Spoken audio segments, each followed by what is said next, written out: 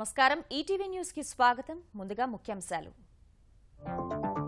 రాయలసీమ జిల్లాల నుంచి అమరావతికి 6 వరుసల రహదారులు సమగ్ర నివేదికలు సిద్ధం చేయాలని అధికారులకు చంద్రబాబు ఆదేశం వెనిస్ నగరాన్ని తలదన్నే రీతిలో అమరావతి నిర్మించాలన్న చంద్రబాబు న్యాయ నగరం అద్భుతంగా తీర్చిదిద్దాలని సిఆర్డీఏ అధికారులకు సూచన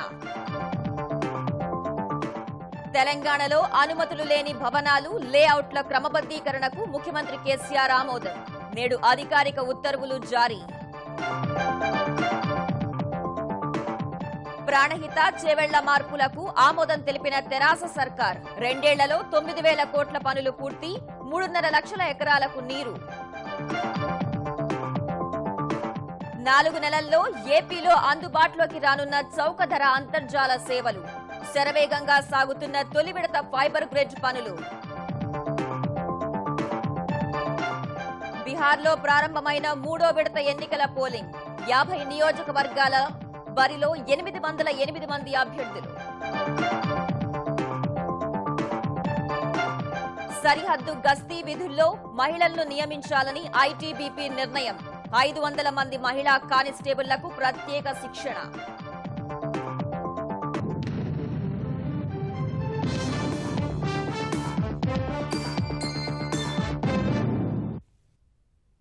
రాయలసీమ నుంచి రాజధాని అమరావతికి వేగంగా చేరుకునేలా రహదారి వ్యవస్థను అభివృద్ధి చేయాలని ఆంధ్రప్రదేశ్ ముఖ్యమంత్రి చంద్రబాబు అధికారులను ఆదేశించారు. సీమ జిల్లాల నుంచి అమరావతికి 4, 6 వరుసల రహదారులు నిర్మించాలన్నారు. కాలిఫోర్నియా, శాన్ ఫ్రాన్సిస్కో తరహాలో ఇచ్చాపురం నుంచి తడ వరకు బీచ్ రోడ్ అభివృద్ధికి సత్వరమే సమగ్ర నివేదిక సిద్ధం చేయాలని స్పష్టం చేశారు. రాయలసీమలోని జిల్లాలను రాజధాని అమరావతికి అనుసంధానిస్తూ నిర్మించనున్న 6 లైన్ల రహదారిని నల్లమల అటవీ ప్రాంతం మీదుగా నిర్మించాలని ఆంధ్రప్రదేశ్ ప్రభుత్వం భావిస్తోంది. విజయవాడలోని తన కార్యాలయంలో రహదారులు, భవనాల శాఖపై సమీక్ష నిర్వహించిన ముఖ్యమంత్రి చంద్రబాబు అటవీ ప్రాంతానికి నష్టం లేకుండా అమరావతికి అనుసంధానించేలా ఈ రహదారిని సిద్ధం చేయాలని స్పష్టం చేశారు. అనంతపురం, కర్నూలు, కడప జిల్లాల నుంచి వచ్చే రహదారులను 4 లైన్లుగా నిర్మించి అవి కలిసే చోటు నుంచి 6 లైన్ల రహదారిగా మార్చి అమరావతి వరకు నిర్మించాలని సూచించారు. ప్రస్తుతం అనంతపురం, అమరావతి మధ్య 472 కిలోమీటర్ల దూరం ఉందని, ఈ మార్గంలో వంపులు, అతిపెద్ద మలుపులను తొలగించి నేరుగా రోడ్డు నిర్మిస్తే దాదాపు 86 కిలోమీటర్ల దూరం తగ్గుతుందని ఆర్ఎండ్బీ అధికారులకు ముఖ్యమంత్రి వివరించినట్లు ఆంధ్రప్రదేశ్ రవాణా శాఖ మంత్రి సిద్ధా రాఘవరావు వెల్లడించారు. Anantapuram to Guntur Amaravati, Kadapa to Amaravati 3-4 models అన్ని కూడా రోడ్స్ కూడా దాని గురించి కూడా ఆలోచించడం జరిగింది. అమరావతి రాజధానికి 5 to 6 అవర్స్ లో వచ్చే మార్గాలను అన్వేషిస్తున్నాం. డిపిఆర్లు తయారు చేయమని ముఖ్యమంత్రి గారు ఆదేశించారు. 2 months లోపల డిపిఆర్లు వచ్చిన తర్వాత తప్పకుండా వాటిని పరిశీలించి ఎంత డబ్బు ఖర్చు పెట్టైనా సరే దూర ప్రాంతం నుంచి వచ్చే ప్రజలకు ఇబ్బంది లేకుండా చేయాలని ముఖ్యమంత్రి గారు ఆలోచిస్తున్నారు.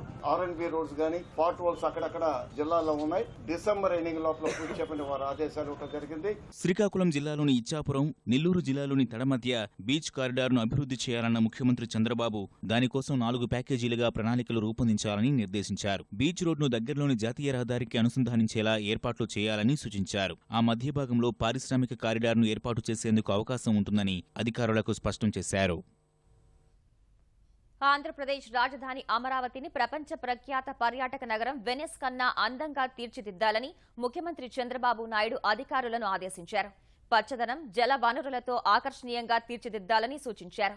విజయవాడలోని తన కార్యాలయంలో సిఆర్డీఏ అధికారులతో సమీక్ష నిర్వహించిన ముఖ్యమంత్రి 217 చదరపు కిలోమీటర్ల ప్రాంతంలో జనజీవనానికి ఎలాంటి ఇబ్బందులు లేకుండా వరద నీటి నియంత్రణ ప్రణాళికల్ని పక్కాగా రూపొందించాలని స్పష్టం చేశారు. కృష్ణానది, కొండవీటి వాగు తదితర జల వనరులను వినియోగించుకుంటూ వాటర్ గ్రిడ్ ద్వారా అంతర్గత జల మార్గాన్ని ఏర్పాటు చేసుకుని జల రవాణాకు అనుకూలమైన పరిస్థితులు సృష్టించాలన్నారు. రాజధాని ప్రాంతంలో జస్టిస్ సిటీ ఏర్పాటు చేసి అందులో హైకోర్టు, న్యాయ విశ్వవిద్యాలయం, లోక్ అదాలత్ లాంటి న్యాయ సేవలన్నీ ఒకే చోట లభించేలా ఏర్పాటు చేయాలన్నారు. న్యాయ నగరం ప్రపంచంలోనే అద్భుతంగా ఉండాలన్నారు. నవ్యాంధ్ర రాజధాని ప్రాంతంలో అసైన్డ్ లంక భూములపై వైకాపా అనవసర రాద్ధాంతం తగదని ఆంధ్రప్రదేశ్ పురపాలక శాఖ మంత్రి నారాయణ మండిపడ్డారు. అసైన్డ్ లంక భూముల సమస్యలను నవంబర్ 10లోగా పరిష్కరిస్తామని వెల్లడించారు. రెచ్చగొట్టే వ్యాఖ్యలు సరికాదన్న నారాయణ న్యాయపరమైన ఇబ్బందులను తొలగించి నోటిఫికేషన్ ఇస్తామని పేర్కొన్నారు. రైతులను ఒప్పించుకుంటూనే ముందుకు వెళ్తామని స్పష్టం చేశారు. 1954కు ముందు అక్కడ అసైన్మెంట్ భూములు 1270 ఎకరాలు ఉన్నాయి. 1954 తర్వాత కూడా 343 ఎకరాలు తీసుకుని వాళ్ళకి ఇచ్చాం. అంతేకాకుండా ఈ 919 ఎకరాలకు సంబంధించి వాళ్ళందరూ అడిగారు, సార్ మేము ఇస్తానంటున్నాం, లీగల్ ప్రాబ్లం వల్ల మీరు తీసుకోవట్లేదు, ఏదో ఒక రోజు చట్టాన్ని కరెక్ట్ గా చేసి, అంటే వాళ్ళు ఇబ్బంది పడకుండా, అంటే ఇంకోరు కోర్టుకు పోయారనుకోండి వాళ్ళ ల్యాండ్ హెల్డప్ అయిపోతుంది. అక్కడ వాళ్ళని రెచ్చగొట్టే వ్యవహారాలు అలా చేయొద్దని మరొకసారి నేను తెలియజేస్తున్నాను. ప్రాణహిత చేవెళ్ల ప్రాజెక్టు నమూనాలో చేసిన కొన్ని మార్పులకు తెలంగాణ సర్కార్ ఆమోదముద్ర వేసింది. ప్రాజెక్టు పనులకు సంబంధించి 6 ప్యాకేజీల్లో మార్పులు చేసింది. ప్రాజెక్టు నుంచి శ్రీపాద ఎల్లంపల్లి ప్రాజెక్టు, కొమురెల్లి మల్లన్న సాగర్లకు నీరు ఎత్తిపోసే 6 నుంచి 12వ ప్యాకేజీ వరుస పనుల్లో మార్పులు చేయనున్నారు. ఈ మేరకు మార్పు ప్రతిపాదనలు ఆమోదించిన ప్రభుత్వం పరిపాలనా అనుమతులు మంజూరు చేసింది.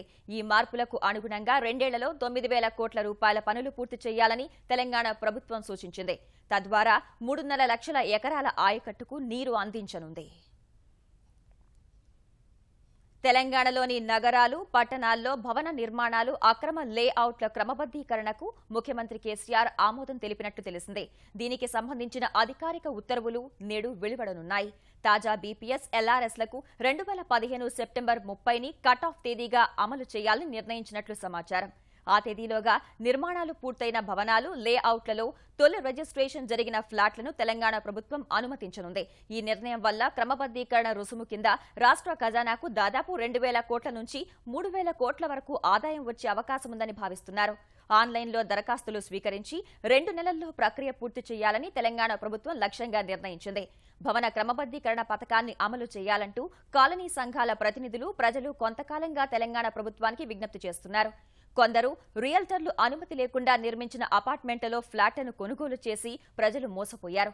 ఆయా ఆస్తుల రిజిస్ట్రేషన్, మ్యూటేషన్లకు ఇబ్బందులు వస్తున్నాయి. పైగా ఆయా భవనాలు మున్సిపల్ ఆస్తి పన్ను పరిధిలోకి రావడం లేదు. అక్రమ నిర్మాణాలను క్రమబద్దీకరించడం ద్వారా ప్రభుత్వం వారందరికీ వెసులుబాటు కల్పించనుంది. ఆంధ్రప్రదేశ్లో కరవు మండలాలను ప్రకటిస్తూ ప్రభుత్వం ఉత్తర్వులు జారీ చేసింది. 2015 ఖరీఫ్లో నైరుతి రుతుపవనాల సమయంలో తీవ్ర వర్షాభావ పరిస్థితులను ఎదుర్కొన్న 196 మండలాలు కరవు బారిన పడినట్లు విపత్తు నిర్వహణ శాఖ ఉత్తర్వుల్లో వివరించింది. శ్రీకాకుళంలో 10, ప్రకాశంలో 21, నెల్లూరులో 14, చిత్తూరులో 39, కడపలో 33, అనంతపురంలో 39, కర్నూలులో 40 మండలాలను కరవు మండలాలుగా గుర్తించారు. నైరుతి రుతుపవనాల కాలంలో ఆంధ్రప్రదేశ్లో సాధారణ వర్షపాతం 549 మిల్లీమీటర్లు కురియాల్సి ఉండగా 519 మిల్లీమీటర్ల వర్షపాతమే నమోదైంది. మొత్తంగా 5.4% తక్కువ వర్షపాతం నమోదైనట్టు గణాంకాలు చెబుతున్నాయి. ప్రవాసాంధ్రుల నుంచి పెట్టుబడులు, విరాళాలు సమీకరించడానికి లాభాపేక్ష రహిత ప్రత్యేక సంస్థను ఏర్పాటు చేయాలని ఆంధ్రప్రదేశ్ ప్రభుత్వం భావిస్తోంది. ఏపీకి చెందిన దాదాపు 40 లక్షల మంది విదేశాల్లో ఉండగా వారందరినీ రాష్ట్రాభివృద్ధిలో భాగస్వాములు చేయాలని ముఖ్యమంత్రి చంద్రబాబు కృతనిశ్చయంతో ఉన్నారు. ఇప్పటికే దాదాపు 1,800 మంది ఆకర్షణీయ ఆంధ్రప్రదేశ్ కార్యక్రమంలో గ్రామాలను దత్తత తీసుకునేందుకు పేర్లు నమోదు చేసుకున్నారు. 10 లక్షల కుటుంబాలలో కనీసం 1000 మంది నుంచి $10,000 చొప్పున పెట్టుబడులు స్వీకరించిన $1 మిలియన్ వస్తుందని భావిస్తున్నారు. ఈ మొత్తాన్ని రాష్ట్రంలోని వివిధ అభివృద్ధి కార్యక్రమాల్లో పెట్టుబడిగా పెట్టి వారికి డివిడెండ్లు అందించేలా చేయాలని ముఖ్యమంత్రి చంద్రబాబు నిర్ణయించినట్లు అధికార వర్గాల సమాచారం. ఇందుకు ప్రత్యేక ప్యాకేజీ రూపొందించనున్నట్టు తెలుస్తోంది. ఆంధ్రప్రదేశ్లో ఇంటింటికి అంతర్జాల సేవలు 4 నెలల్లో అందుబాటులోకి రానున్నాయి. దీనికి సంబంధించి 333 కోట్ల వ్యయంతో చేపట్టిన ఫైబర్ గ్రిడ్ పనులు శరవేగంగా సాగుతున్నాయి. 30,700 కిలోమీటర్ల మేర కేబుల్ వేస్తున్న సర్కార్ ఇందుకోసం 3.5 లక్షల విద్యుత్ స్తంభాలు, 2,500 సబ్ స్టేషన్ల జీఐఎస్ మ్యాపింగ్ పూర్తి చేసింది. సేవలు అందించడంలో మొదటి ప్రాధాన్యం ఉత్తరాంధ్రకు ఇస్తుండగా ఆ తర్వాత మిగతా ప్రాంతాలకు విస్తరించనుంది. ఇక శాశ్వత ప్రాజెక్టు కింద చేపట్టే భూగర్భ ఫైబర్ గ్రిడ్ పనులపై ప్రతిపాదనలు రూపొందించిన ఐటీ శాఖ ఇందుకోసం 4,500 కోట్లు ఖర్చవుతుందని అంచనా వేసింది. ఈ మేరకు కేంద్రానికి నివేదిక అందించి అక్కడి నుంచి అనుమతి రాగానే భూగర్భ కేబుళ్ల పనులు ప్రారంభించనుంది. బీహార్ శాసనసభకు 3వ విడత పోలింగ్ ప్రారంభమైంది. 6 జిల్లాల పరిధిలోని 50 నియోజకవర్గాల్లో 808 మంది అభ్యర్థుల భవితవ్యాన్ని 1,45,00,000 మంది ఓటర్లు ఈవీఎంలలో నిక్షిప్తం చేస్తున్నారు. మొత్తం 14,170 పోలింగ్ కేంద్రాలు ఏర్పాటు చేసిన ఎన్నికల సంఘం వాటిలో 6,747 పోలింగ్ కేంద్రాలు సున్నితమైనవిగా గుర్తించింది. మావోయిస్టు ప్రభావిత ప్రాంతంలో ఉన్న 1909 పోలింగ్ కేంద్రాల వద్ద కట్టుదిట్టమైన భద్రతా ఏర్పాట్లు చేసింది. నక్సల్ ప్రభావిత ప్రాంతాల్లో 4ంటికే పోలింగ్ ముగుస్తుంది. మిగిలిన నియోజకవర్గాల్లో 5 వరకు పోలింగ్ సాగనుంది. 3వ విడత ఎన్నికల బరిలో ఉన్న ప్రముఖుల్లో ఆర్జేడీ అధినేత లాలూ ప్రసాద్ తనయులు తేజ్ ప్రతాప్ యాదవ్, తేజస్వి యాదవ్ ఉన్నారు. లాలూ సొంత జిల్లా శరణ్ పరిధిలోని 10 అసెంబ్లీ స్థానాలు, నితీష్ కుమార్ సొంత జిల్లా నలందలో 7 అసెంబ్లీ స్థానాలకు నేడే పోలింగ్ జరుగుతోంది.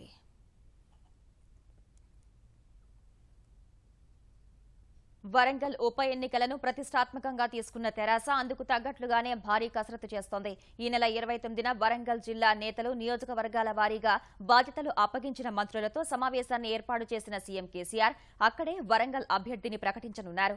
ఉప ఎన్నిక అభ్యర్థిగా జిల్లాలో సీనియర్ నేతలుగా ఉన్న పసునూరి దయాకర్, గుడిమల్ల రవికుమార్, ప్రొఫెసర్ సాంబయ్య, డాక్టర్ రమేష్, ఎర్రోళ్ల శ్రీనివాస్ల పేర్లపై చర్చ జరుగుతోంది.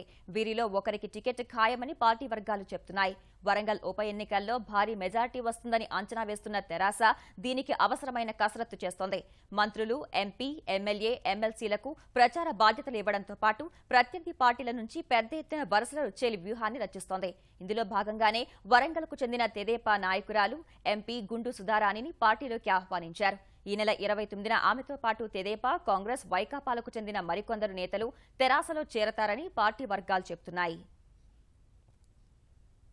వివిధ కారణాలతో 2014లో ఎన్నికలు జరగకుండా మిగిలిన పురపాలక, నగరపాలక సంస్థల ఎన్నికల నిర్వహణకు తెలంగాణ ప్రభుత్వం సిద్దమవుతోంది. న్యాయపరంగా అన్ని వివాదాలు కొలిక్కి వచ్చిన ఖమ్మం, వరంగల్ నగరపాలక సంఘాలు, దుబ్బాక, అచ్చంపేట, జడ్చర్ల పురపాలక సంఘాల ఎన్నికల నిర్వహణకు కసరత్తు ప్రారంభించింది. ఇప్పటికే డివిజన్లు, వార్డుల పునర్విభజన ప్రక్రియను పూర్తి చేసిన అధికారులు తాజాగా ఎస్సీ, ఎస్టీ, బీసీ, మహిళా ఓటర్ల గణనపై దృష్టి సారించారు. నవంబర్ 2 నుంచి సర్వే నిర్వహిస్తామని, గరిష్టంగా 39 రోజుల్లో పూర్తి చేస్తామని పేర్కొంటూ పురపాలక శాఖ ప్రభుత్వానికి సోమవారం నివేదిక సమర్పించింది. గతేడాది పదవీకాలం పూర్తయిన జీహెచ్ఎంసీ త్వరగా ఎన్నికలు నిర్వహించాలన్న హైకోర్టు ఆదేశాలతో జనవరి లేదా ఫిబ్రవరిలో జీహెచ్ఎంసీతో పాటు 2 నగరపాలక, 3 పురపాలక సంఘాలకు ఎన్నికలు నిర్వహించే అవకాశం ఉంది. బల్దియా ఎన్నికలకు సమయం సమీపిస్తున్నందున ఓటర్ల జాబితాలో మార్పులు, చేర్పుల ప్రక్రియకు హైదరాబాద్ మహానగరపాలక సంస్థ శ్రీకారం చుట్టింది. నగర ప్రజల్లో విస్తృత అవగాహన కల్పించేందుకు ఓటు పట్ల చైతన్య కార్యక్రమాలు చేపట్టాలని నిర్ణయించింది. మహానగరం పరిధిలోని ఓటర్ల జాబితాలో పేర్లను తెలుసుకోవడం సహా నూతన ఓటర్ల నమోదు, సవరణ, తొలగింపు, చిరునామా మార్పు, ఫోటోల సవరణ కోసం నవంబర్ 1వ తేదీన ప్రత్యేక ప్రచార దినోత్సవాన్ని నిర్వహిస్తున్నట్లు జీహెచ్ఎంసీ ప్రకటించింది. జీహెచ్ఎంసీ పరిధిలో గల హైదరాబాద్ జిల్లాలోని 15 అసెంబ్లీ నియోజకవర్గాలు, రంగారెడ్డి జిల్లాలోని 8 నియోజకవర్గాల్లో అన్ని పోలింగ్ కేంద్రాల వద్ద బూత్ స్థాయి అధికారులు ఉదయం 10 గంటల నుంచి సాయంత్రం 5 గంటల వరకు ప్రజలకు అందుబాటులో ఉండి ఓటర్ల జాబితాలో మార్పులు, చేర్పులు చేస్తారు. కందిపప్పును అక్రమంగా నిలువ చేసి కృత్రిమ కొరత సృష్టించేవారు ఎవరైనా సహించేది లేదని ఆంధ్రప్రదేశ్ పౌర సరఫరాల శాఖ మంత్రి పరిటాల సునీత స్పష్టం చేశారు. దేశవ్యాప్తంగా కందిపప్పు ధరలు పెరిగాయన్న మంత్రి బహిరంగ మార్కెట్లో కిలో 200 రూపాయలకు పైగా ఉన్నప్పటికీ రేషన్ కార్డుదారులందరికీ 50 రూపాయలకే కిలో కందిపప్పు సరఫరా చేస్తున్నట్లు వెల్లడించారు. ఇప్పటి వరకు 280 కోట్ల రూపాయలు అదనంగా ఖర్చు పెట్టి 33,000 మెట్రిక్ టన్నుల కందిపప్పును కొనుగోలు చేశామన్నారు. రైస్ మిల్లర్లతో సమావేశం నిర్వహించిన మంత్రి రైతులు దళారుల బారిన పడకుండా వారికి మద్దతు ధర లభించేలా చూడాలని, సన్నబియ్యం ధరలు పెంచవద్దని కోరినట్లు చెప్పారు. దాడులు పెంచి అక్రమంగా నిల్వ చేసిన వారిపై కఠిన చర్యలు తీసుకోవాలని మేము కూడా చెప్పింది కూడా జరిగింది. ఎంతైతే పప్పు పెట్టాలో అంత పప్పు మాత్రమే పెట్టాలా, ఎక్కువ శాతం ఉంటే మాత్రం దాన్ని వెంటనే సీజ్ చేయమని కూడా మేము చెప్పింది కూడా జరిగింది. కందిపప్పు మిల్లర్లు కూడా మేము పిలిపించి అవి కూడా మార్కెట్లో అంటే కొన్ని పాయింట్లు కూడా పెట్టించి తక్కువ ధరకు అమ్మాలని వాళ్ళు కూడా కోరుతున్నారు. జలహారం పనులను యుద్ధ ప్రాతిపదికన చేపట్టాలని, సకాలంలో పనులు చేయని సంస్థలను నిషేధిత జాబితాలో పెడతామని తెలంగాణ పంచాయతీరాజ్ శాఖ మంత్రి కేటీఆర్ హెచ్చరించారు. జలహారం పనుల పురోగతిపై ఇంజనీర్లు, పనులు చేస్తున్న సంస్థలతో సమావేశమైన కేటీఆర్ 2018 జూన్ కంటే ముందే ఇంటింటికి నల్లా నీరు అందించాలన్న ఉద్దేశంతో ఉన్నట్లు స్పష్టం చేశారు. పనులు సకాలంలో పూర్తయ్యేందుకు ప్రభుత్వం అన్ని రకాలుగా సహకరిస్తుందని, నిధుల కొరత లేనందున బిల్లుల చెల్లింపులు కూడా ఆలస్యం కాబోవని కేటీఆర్ హామీ ఇచ్చారు. డిజైన్ల ఆమోదంలో జాప్యం జరుగుతున్నందున అనుమతులు మంజూరు అధికారాన్ని జిల్లా ఎస్సీలకు అప్పగిస్తున్నట్లు చెప్పారు. ఇస్రోకు చెందిన భువన్ సాఫ్ట్వేర్ సహాయంతో పనుల పురోగతిని ఆన్లైన్లో పర్యవేక్షిస్తామని, తనతో పాటు ఉన్నతాధికారులంతా ఎప్పటికప్పుడు క్షేత్రస్థాయిలో పర్యటిస్తారని మంత్రి వెల్లడించారు. తెలంగాణ ఆర్టీసీని నష్టాల నుంచి గట్టెక్కించేందుకు తెరాస ప్రభుత్వం చర్యలకు ఉపక్రమించింది. నష్టాలను స్థానిక సంస్థల ద్వారా భర్తీ చేయడం సహా 210 బస్సులకు రవాణా పన్నును ప్రభుత్వం మినహాయించింది. ఈ మేరకు మంగళవారం ప్రభుత్వం వేర్వేరుగా 2 ఉత్తర్వులు జారీ చేసింది. ఆర్టీసీకి వస్తున్న నష్టాల్లో సింహభాగం నగర బస్సుల ద్వారానే నమోదవుతున్నందున గ్రేటర్ హైదరాబాద్ మున్సిపల్ కార్పొరేషన్ ద్వారా భర్తీ చేసేందుకు ప్రభుత్వం ఇటీవల అనుమతించింది. ఇందులో భాగంగా 137 కోట్ల 95 లక్షల రూపాయలు విడుదల చేస్తూ ప్రభుత్వం మంగళవారం ఉత్తర్వులు జారీ చేసింది. తెలంగాణలో ఆర్టీసీ ఛార్జీలు పెంచే ఆలోచన ప్రస్తుతానికి లేదని రవాణా శాఖ మంత్రి మహేందర్ రెడ్డి స్పష్టం చేశారు. నిజామాబాద్ బస్టాండ్లో 53 లక్షల వ్యయంతో చేపట్టే ప్లాట్ఫామ్ల నిర్మాణానికి శంకుస్థాపన చేసిన ఆయన కొత్త డిపోలు ఏర్పాటు చేసే పరిస్థితి కూడా లేదన్నారు. ప్రస్తుతానికి ఉన్న డిపోలనే అభివృద్ధి చేస్తామన్న ఆయన 23 కోట్ల రూపాయలతో అన్ని బస్టాండ్లలో సీసీ రోడ్లు, తాగునీటి సదుపాయం కల్పిస్తామని చెప్పారు. చక్కగా అన్ని జిల్లాల్లో కూడా కోట్లాది రూపాయలు ఖర్చు పెట్టి బస్ డిపోలన్నీ కూడా బాగు చేయడం జరుగుతున్నది. నూతనంగా కూడా 500 బస్సులు కూడా కొత్తగా తీసుకుంటున్నాం. పల్లె వెలుగు బస్సులు 400 కూడా బస్సులు ఉన్నటువంటి గ్రామాలు ఉన్నాయో అలాంటివి కూడా 1100 గ్రామాలు గుర్తించినాం. అన్ని గ్రామాలకు కూడా బస్సులు నడిపే ప్రయత్నం తప్పకుండా చేస్తాం. ఆంధ్రప్రదేశ్కు చెందిన సాఫ్ట్వేర్ ఉద్యోగిని ఎస్తేర్ అనూహ్య హత్య కేసులో టాక్సీ డ్రైవర్గా నమ్మించి మోసం చేసిన చంద్రభానే దోషి అని ముంబైలోని మహిళా ప్రత్యేక న్యాయస్థానం తేల్చింది. అత్యాచారం, దోపిడీ, హత్య కింద అతని నేరం రుజువు కావడం వల్ల నేడు తుది తీర్పు వెలువరించనుంది. ముంబైలో ఓ సాఫ్ట్వేర్ సంస్థలో పనిచేస్తున్న అనూహ్య 2013 డిసెంబర్లో క్రిస్మస్ సెలవులకు స్వస్థలం కృష్ణా జిల్లాలోని మచిలీపట్నం వచ్చింది. అనంతరం 2014 జనవరి 4న విజయవాడ నుంచి లోకమాన్య తిలక్ ఎక్స్ప్రెస్లో ముంబై వెళ్లింది. దొంగతనం కోసం తెల్లవారుజామున లోకమాన్య తిలక్ టెర్మినల్ కు చేరుకున్న చంద్రభాన్ అక్కడ అనూహ్యను గమనించి టాక్సీ డ్రైవర్గా నమ్మించి 300 రూపాయలకే అంధేరిలోని హాస్టల్ గది వద్ద విడిచిపెడతానని నమ్మించాడు. టాక్సీలో కాకుండా బెదిరించి ద్విచక్ర వాహనంపై ఎక్కించుకున్నాడు. తాను నివాసం ఉంటున్న కార్వే నగర్కు 2 కిలోమీటర్ల దూరంలోని నిర్మానుష్య ప్రాంతానికి తీసుకెళ్లి అత్యంత క్రూరంగా అత్యాచారానికి పాల్పడి గొంతు నులిమి చంపేశాడు. అనూహ్య మృతదేహంపై పెట్రోల్ పోసి నిప్పంటించాడు. ప్రాణాలతో విడిచిపెట్టాలని 2 లక్షల రూపాయలు ఇస్తానని ప్రాధేయపడిన చంద్రభాన్ మనసు కరగలేదు. ఈ విషయాన్ని విచారణలో పోలీసులకు చంద్రభాన్ వెల్లడించాడు. కలియుగ వైకుంఠం తిరుమలలో పౌర్ణమి గరుడ సేవను తిరుమల తిరుపతి దేవస్థానం వైభవంగా నిర్వహించింది. సర్వాలంక భూషితుడైన స్వామివారు గరుడ వాహనంపై తిరువీధుల్లో ఊరేగుతూ భక్తులకు దర్శనమిచ్చారు. పెద్ద సంఖ్యలో భక్తులు గరుడ సేవను తిలకించి స్వామివారికి కర్పూర హారతులు సమర్పించారు. భక్తుల గోవిందనామ స్మరణలతో తిరువీధులు మారుమోగాయి.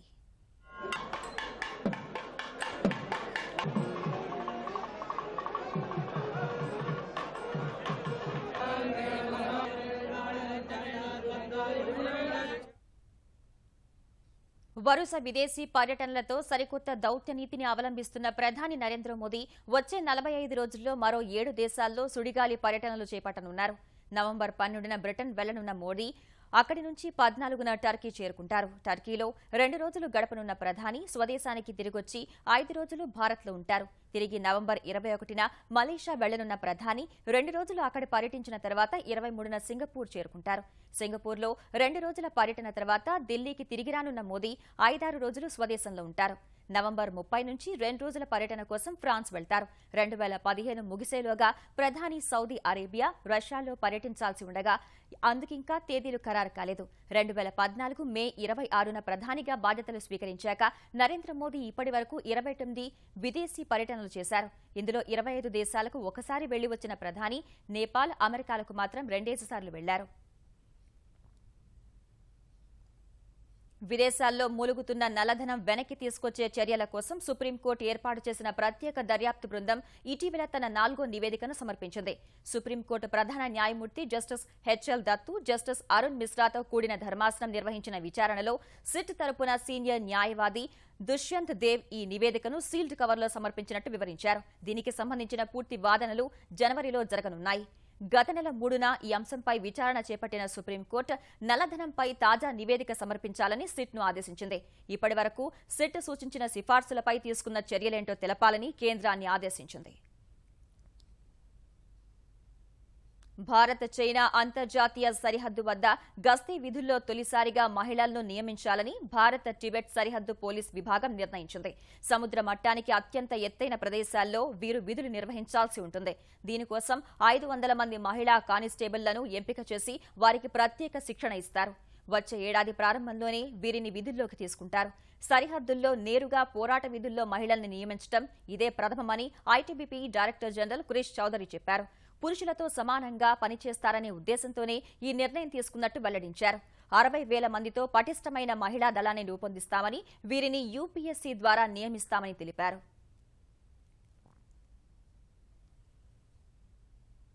ఈటీవీ న్యూస్ సమాప్తం. నమస్కారం.